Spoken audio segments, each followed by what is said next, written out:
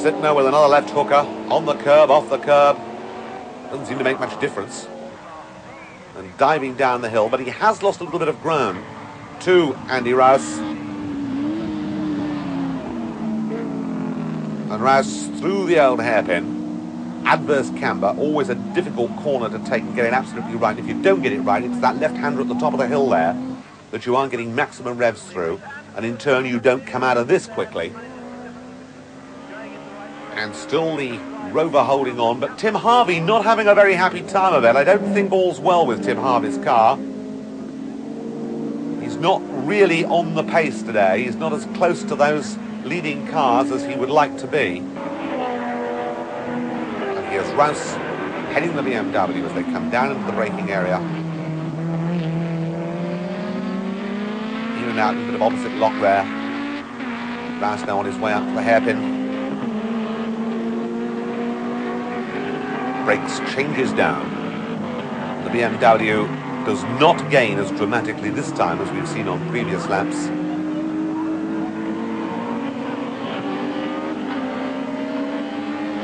Here's Andy Rouse with number 1 ICS Sierra Cosworth, a slightly heavier car than that he's competing in the World Touring Car Championships, an earlier shell. And I thought I discerned that Pete Hall was missing from that gap. There is Sittner, the Holden we saw a flash of there, but I think Pete Hall has stopped. And here's this battle between the Alfa and the Toyota again. Well, John Dooley really giving it everything he's got. And coming out, looking to try and get past the Toyota. Very evenly matched, these two. But the Alfa, of course, with turbocharged engine, should have enough power to get away. He hasn't. And in a straight line, you can see that the little Toyota's able to leave him quite easily. And another escort through. That's Mark Hales. We can see the man he's after up ahead, Carl Jones, and Carl Jones has got smoke coming from the car. Carl Jones in trouble off onto the grass there. That's a big mechanical problem. So, having got rid of one escort, poor John Dooley's got to cope with another one. And so, for that matter, has Tiffany Dell. Now, let's see what the big, bearded, burly journalist can do about that car up ahead. He's going to have a look in an identical place. He came out very, very fast there, looks at the inside, but I don't think he's got quite enough room. He locks up the rear end over the curb, and so he's still sitting behind Tough Noodle. Tiffany Dell still keeps the door closed, and oh dear, Hales made a mistake there, got himself into a peculiar situation, which saw almost the Alfa go around the outside of him, and down the straight they go, and this is where they normally get away a little bit from the Alfa, who really haven't got a lot of grunt in the straight line. And Hales looking for a way. Hales leaving his braking for the last possible moment, and he's taken that piece of road that was wanted by Nidell, and bang! We've got the Alfa now colliding with Tiffany Dell. Away, through and ahead has gone the journalist Mark Hales, when he's got something to write about there. Dennis Leach goes past the Alfa, and look at the smoke coming in. There is smoke coming into the cockpit there on the Alfa Romeo. I would suggest that what happened when they had that impact, it's pushed the bodywork down onto the tyre. It's getting very hot, and the wisps of smoke are coming in. Here they come again into the left-hander, which is going to make it even worse, I would think. Whoops. Well, gearbox does take some punishment in an event like this. No gloves for the driver. Let's look at a replay of that. This time from the outside looking in. Well, there we see, in fact, the nose almost nipped off Tiffany Dell there by the escort. And poor old John had nothing to do. Dennis Leach comes up and passes him. And we can see the smoke coming up from the damage to that front wheel. So that's what happened to the Alfa, and that settles that one. So disappearing in a cloud of smoke like the genie in the lamp, and no smoke here, no genie in the lamp. It's magic from Andy Rouse. Strutting his stuff all the way around Donington and keeping everybody well behind him. Under the bridge, the Holden back there in third place. Everybody else has dropped back. Still Frank Sittner second. And Frank quite unable currently to cope with the pace that Andy is setting out the front there, and just hoping, I feel, that those tyres might be the secret, and towards the end of the race he might pick up some ground there.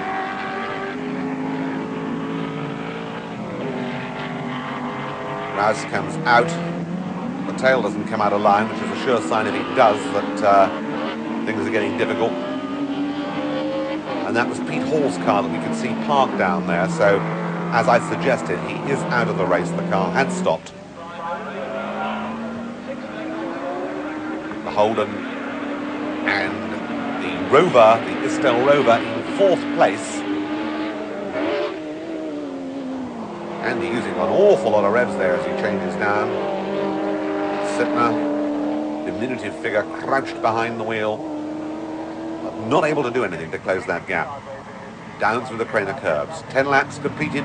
Rouse, Sittner, O'Brien, Harvey, Scarborough, Newman with the BMW, and Eaton with that Nissan Bluebird Turbo in 7th place. Well, that's a rare sight and a welcome one to see that car going so well, which Graham Wood put so much development into a couple of years ago. Nice to see it out again. There is Rouse, there is Sittner, and behind the Holden Commodore. The Holden not quite on the pace, almost but not quite. And Mike O'Brien must be feeling a bit annoyed that he can't stay with this little group. And he has indeed fallen even a bit further behind as they come upon Colin Piercy, who has the Metro, the Turbo Metro. Remember those perhaps when the Works were racing them a year or two ago? Well, that's one of the cars, but no development, of course, and at the end of this year, its homologation runs out, so this will be probably the last time we will see it out. Sierra, BMW, into the pits goes the Volkswagen, looks like Demon Tweak to me.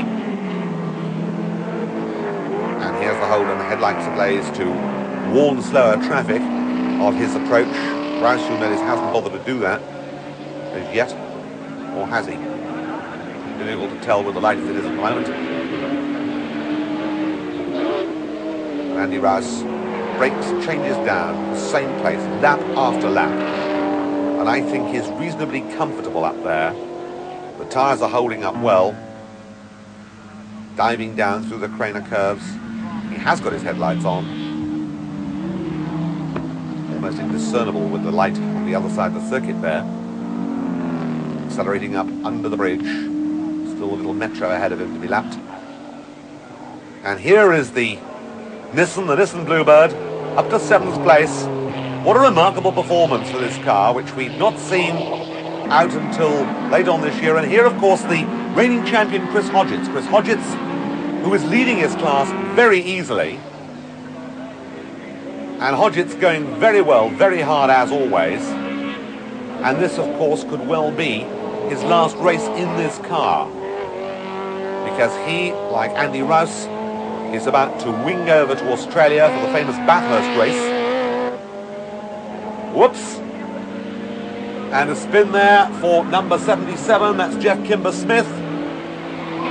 And, well, I suppose he had got to get back onto the circuit, but right in front of Andy Rouse was perhaps not the best time to choose to do it. Anyway, no harm done. And he did perhaps help Frank Sittner, although both of them, I'm sure, would prefer not to be helped like that. Doesn't do a great deal for the blood pressure. Down the hill once more. So the race here at Donington then settling down into a pattern with Andy Rouse in the lead with the Sierra, behind him Frank Sittner with the BMW, and then the Holden. And while these three cars are in comparatively close order, they're not really able to do a great deal about each other at the moment, and the other two must be hoping that the tyre problems that have assailed the Sierra, or for that matter, perhaps the hint of unreliability, because on a couple of occasions there have been minor breakages which have put Andy out when in a commanding position.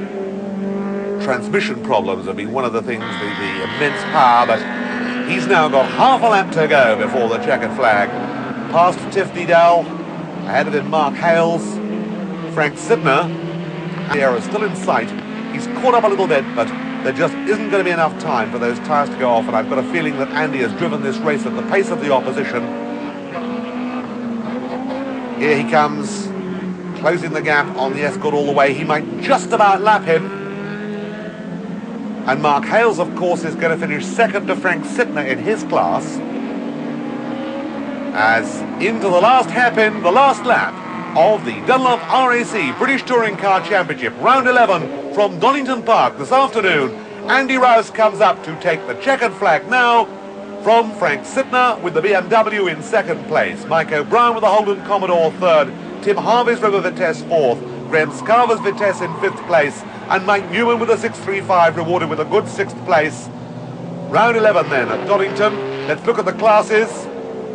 Frank Sittner sees off Kevin Eaton, who also beats Mark Hales. John Dooley next up in fourth place. Colin Piercy wins Class C. And guess who won Class D? It had to be the champion, Chris Hodgetts with the Toyota. His last drive in the car from Tiffany Dale, Jeff Kimber-Smith and Richard Belcher. But Chris going out on a win. He'll be in something else next year, as Andy has a win here before setting off to Australia with the champagne. On goes the Dunlop winner's hat. Here's Fearless Frank, looking a bit miserable. This should cool it all down a bit. And that seemed a bit harder than it looked, Andy. That's right, yeah, it was a fairly close race.